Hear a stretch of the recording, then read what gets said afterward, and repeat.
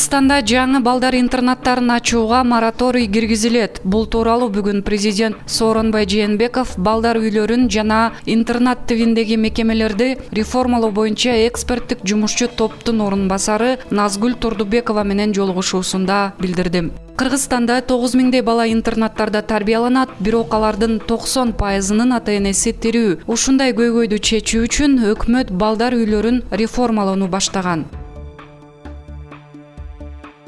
Бүгүнкү күндө Маданият министрлигине кайрылуулардын 90%-ы наам сыйлык алуу жаатында болот. Буга байланыштуу министр Азамат Жаманкулов жарандарды сыйлык сурап эмес, идея менен келүүгө чакырды. Жаманкулов акыркы кезде Маданият министрлигинин дарегине мамлекеттик сыйлыктардын берилиши тууралуу бир катар сын пикирлер айтылып келгенин эске салды. Маданият тармагындагы эмгектенип жаткан ар бир кызматкер өтөгөн кызматы, маданият тармагына кошкон салымы үчүн өзүнүн баасын алыш керек, деди министр.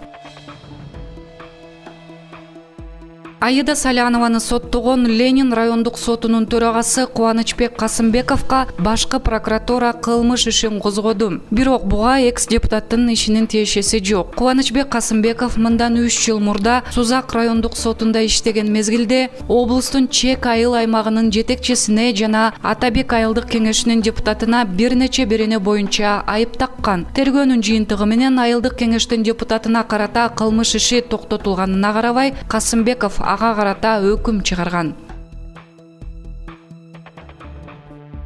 Ош Баткен Исфана жолун курган 100дөн ашык жумушчулардын алды 6 айлык маянасын ала албай келет. Буга чейинки ишташтоо транспорт министрлигине кайрылууларда жардам бербеген соң, нааразы тарап бүгүн президентке кайрылды. Биз Жээнбековдон айлык акыбызды төлөтүп берүүгө жардам сурайбыз. Компания маянаны кечиктирген үчүн компенсация кошуп чегерсин. Анткени жарым жылда карызга батып кеттик, дешти жолчулар. Ош Баткен Исфана жолун оңдоого Ислам өнүктүрүү банкынан каражат тартылган. Долбоор баасы $21 миллион. Жумушту түрк компаниясы аткарып келет.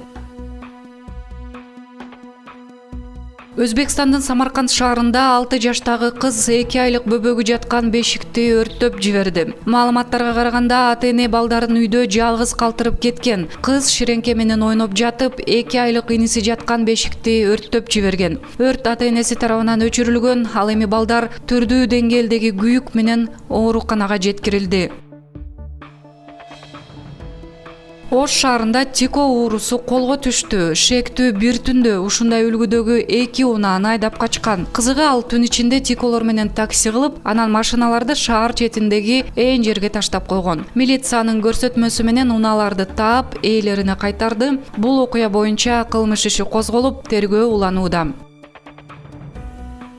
Мындан да кызыктуу маалыматтарды Калыс медиа сайтынан окуй аласыздар. Биз Facebook, Instagram, Одноклассники социалдык тармактарында да барбыз. Калыс медиага жазылыңыз, класс басыңыз жана бөлүшүүнү унутпаңыз.